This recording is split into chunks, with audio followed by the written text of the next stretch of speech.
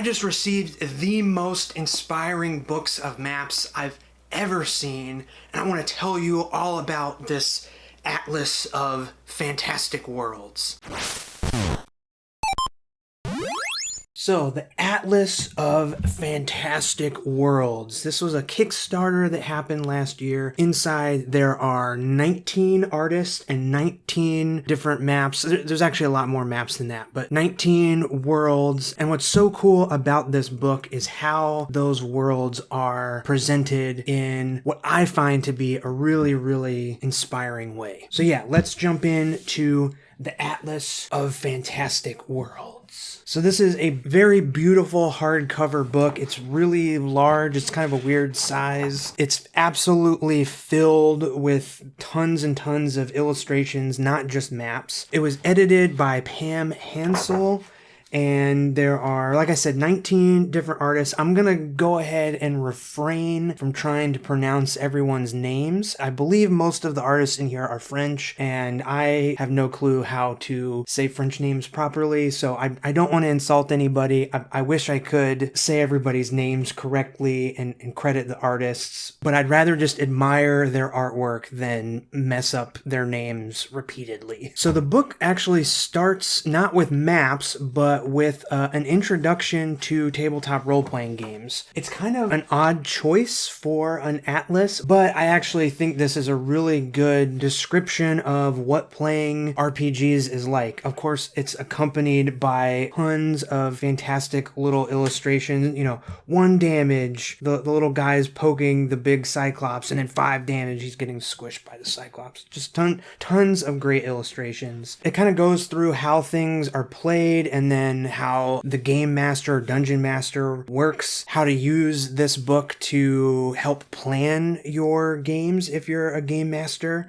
And there's actually a lot of what I would say is pretty good advice for preparing your own game. So yeah, all of the flowcharts and illustrations really help describe what is going on in the text. And like I said, it's just a really clear introduction on how tabletop role-playing games are played. Talking about NPCs, all this stuff. There's great comics that really relate to what being a dungeon master is like. So the DM's sitting there behind a screen saying, "What do you do now?" And then the players say, "We go through the forest to get to the village." And then the DM's looking at his phone and his notes. He had an ambush planned in the forest, but it's getting late, and so he skips the ambush. Like I keep saying, just a really cool way to introduce tabletop role-playing games. So the next thing I should say about this book is that it is in English and in French. So the first 20 pages are the introduction, and then the next 20 pages are the introduction in French. So same stuff repeated in French, but that's okay. Because the entire book isn't like that, just this intro part. Once we get into the maps, the English and French is all interwoven in the layouts. You'll see, it's actually really cleverly done. And speaking of the maps, this is what you're here for. Let's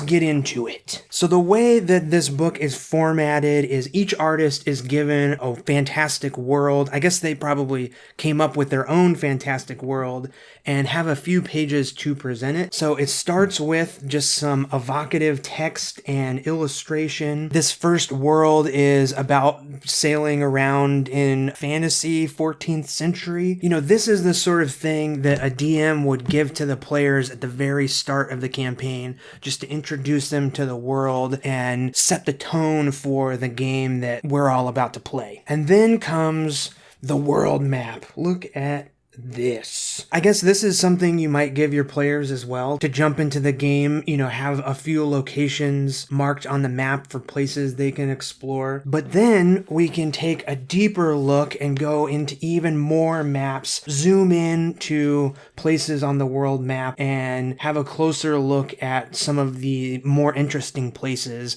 maybe the places the players would start their adventure and continue on to. And with most of these examples, these zoomed in maps are like super playable. You know, this is something that you could have in front of you as a dungeon master. You know, you don't show the players this map, but you can describe everything you need for your game just by looking at one of these zoomed in maps. Okay, let's take a deeper look at World Fruit, this example. So this is a really cool, see there's the French page over here and the English page over here. And I think this is a really cool example of how to prepare for a new game, a new campaign setting. You know, whether you're using the examples in this book to run your game, or you're using these examples as an example to build your own campaign. Does that make sense? I hope that makes sense. I just think that this is a really great format for introducing your players to a world and thinking visually about how you can show off that world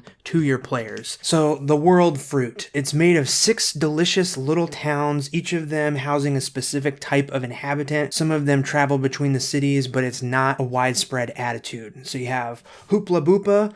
A small snake seeds are used to extract poisons out of the body. You have the tomb. The inhabiting banana mummies are much more friendly than everyone thinks. You have Guan. The black bricks of the Great Wall have very particular smell, especially when it rains. I like Arkanzalia. Most of the city is submerged. Luckily, watermelons can breathe underwater, and there's just a question mark one saying, we said there was only 6 cities, but maybe there's a 7th. You know, you don't have to draw crazy drawings like this book is filled with, but you can write stuff like this and maybe make a few drawings. Just this little bit of text really says a lot about world fruit. So then we turn the page and we get the map of the world fruit, and look at this thing. Man, I just want to explore every little detail in this map. You know, so each of the towns are labeled with their respective banner, and you can kind of get a sense of which one's which just by the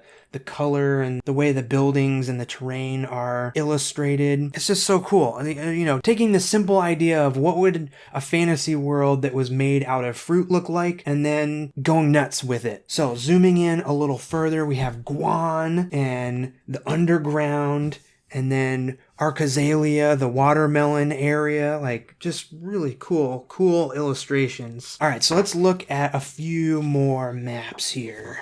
This is a great introduction, like a full-on kind of comic introduction about how this dangerous wasteland, there's adventures that protect these little eyeball creatures. Super cool map. I mean, obviously, these maps are insanely well illustrated, super evocative, and visually inspiring. You know, having a creature with a city on its back, or a creature lurking beneath in the caves underneath this city, or floating city, like all these ideas. Oasis that's risen up out of the desert. Tons of ideas just to pull out of these maps. Zooming into oh my gosh, look at these. You know, obviously these are crazy well illustrated maps, but take a look at some of these details. Like I say in most of my map making videos, it's just simple things repeated. So little squiggles for the grass. The buildings are fairly simply drawn. You know, the windows are just little boxes. You know, obviously the color goes a long way and all the extra details, the borders and everything. But, you know, getting a book like this and seeing some of these examples, zooming into some of these parts, like, you know, these little buildings here kind of remind me of like Star Wars Tatooine type buildings. And like, oh, I could draw a whole Tatooine map just based off of this little clump of this one illustration here. Super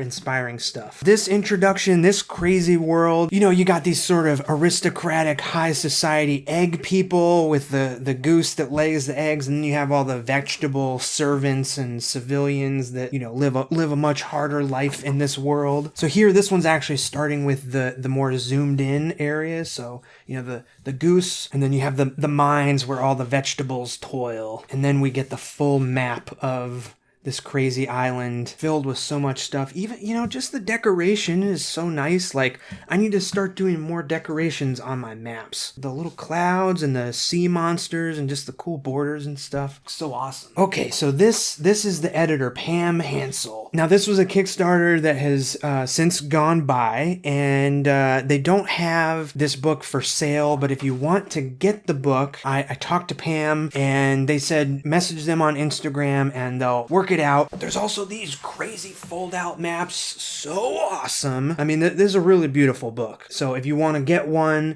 message Pam on Instagram. I'll have their first link down in the description. At least go give them a follow, because, like, Their artwork is stinking awesome. Amazing city map. Like, I love this. It's the top-down view of the city blocks, really simple, and then picking out individual buildings to illustrate on top. So cool. So here's like a zoom in of a section and then an even bigger zoom out. Like I said, all the decoration is so awesome. This is great. This is a great way to start. You know, maybe you don't have to start your new campaign with an entire world map, crazy illustrated world map. I mean, this is still crazy illustrated, but you could just focus on a region with a couple of places, you know, and then zoom in a little bit more. I love this cave map here. Just really cool stuff. Tower world, full pixel art video game inspired. I love the variety of illustration styles in here. Oh my gosh. You know, start with the Mario 3 style world. You know, have your different areas. Look at the city, dude. Yes. All the different areas above ground. The giant's head's sticking out above ground and then its body is below ground. Awesome ideas. Oh my gosh. Look at this. Look, the clouds coming through the hills. Dead giant. This is a very cool way of giving players a map with just basic amount of information. In 22,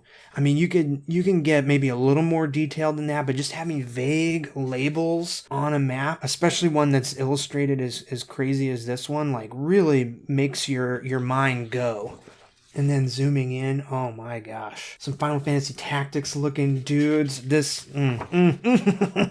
So this is all about like Nausicaa, Valley of the Wind, air gliders, and big cities on top of giant creatures. Oh my god. Oh. Look at this map. Look at this. Okay, so this is kind of what I mean. Like having these labels, like just this area is just called the Dead Mist. Like you don't really know what's there, but you know you want to go there and explore. So it's got like the mountains drawn sort of how I would draw them, you know, not from the top down, but kind of from the side, but then it still has the topographic kind of stuff too. Just really cool airships, and having this sort of border around a map that tells the story of the place, that's my kind of deal. Basically just put a comic around the map. Really cool idea. And then look at this, these babies that live underground, and oh my gosh, here's another fold out.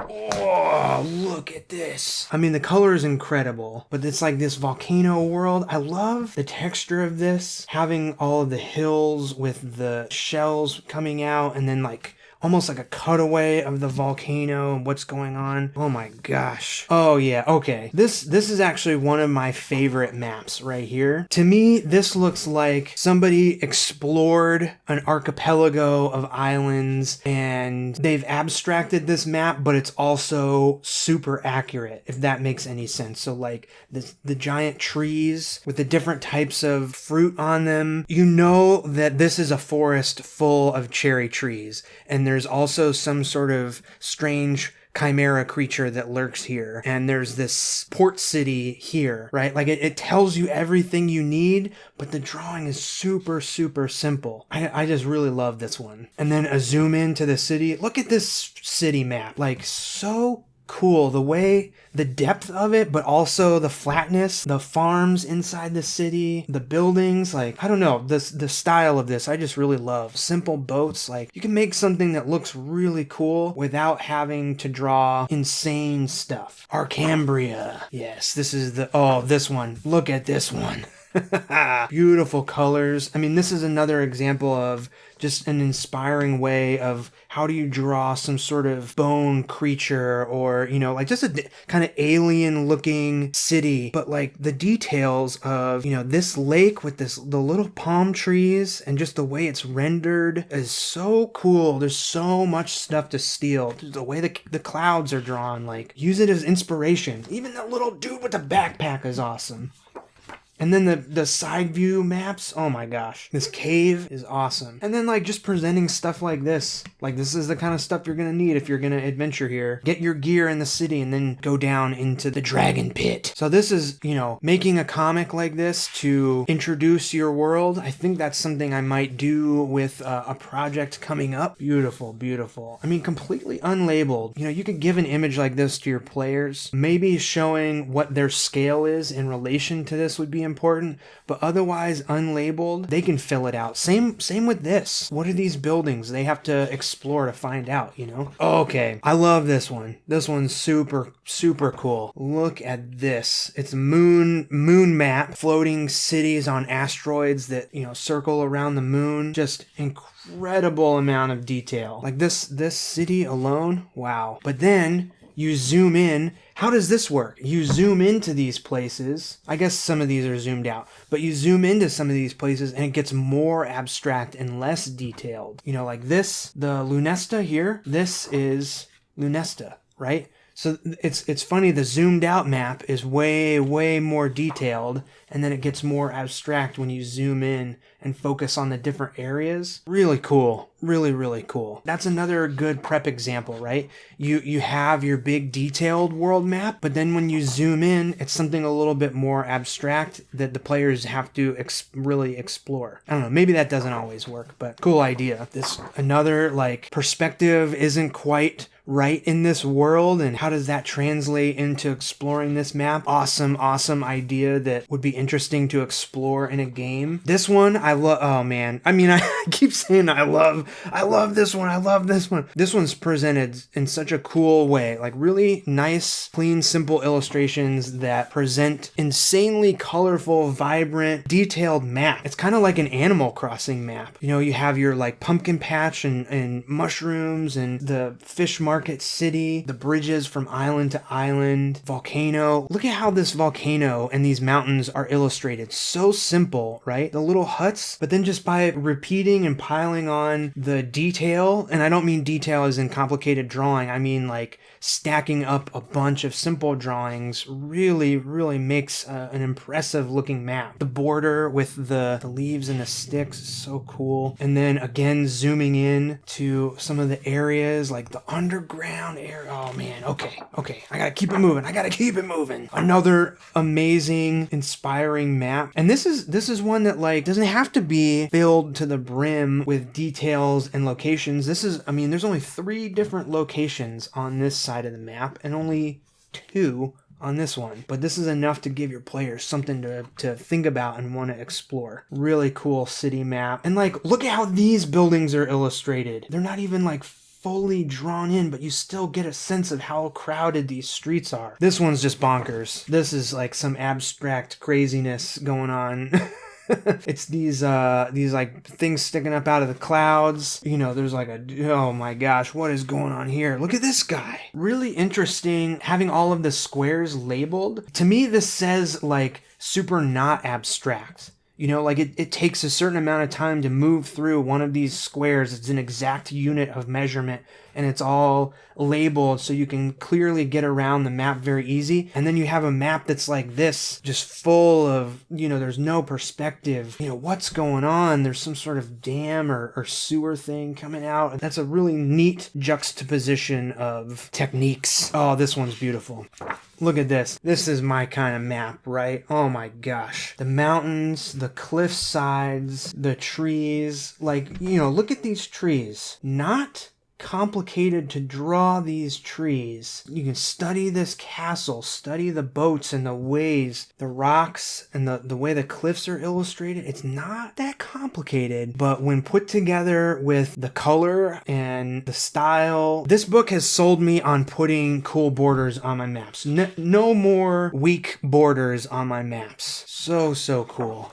And then the side view zoom-ins of the building, like amazing. Maybe not as gameable, these ones, but super evocative. Oh, so that was the last one. And then the end of the book is the bestiary of all of the creatures. I think this was like a stretch goal of the Kickstarter. All of the creatures and NPCs and stuff from each map. Here we have our fruit enemies, fruit creatures. Oh, the whale. Wow. A grape jellyfish. So cool. You know, it's just more imagination fuel, really. These evil egg people, man. These are the most evil creatures in this entire book, are these egg people.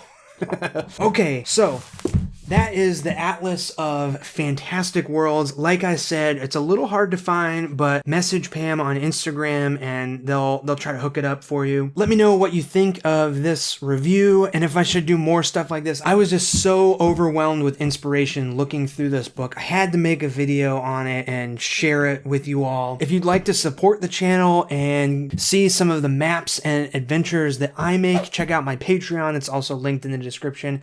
Every month I send out a new adventure zine in the mail or through email if you want the digital version. Super proud of all the work that goes into those. I'm sure you'll see some of the ideas that I talked about from this book being implemented into some of my future adventures. So yeah, thank you so much for watching, and I'll see you in the next one.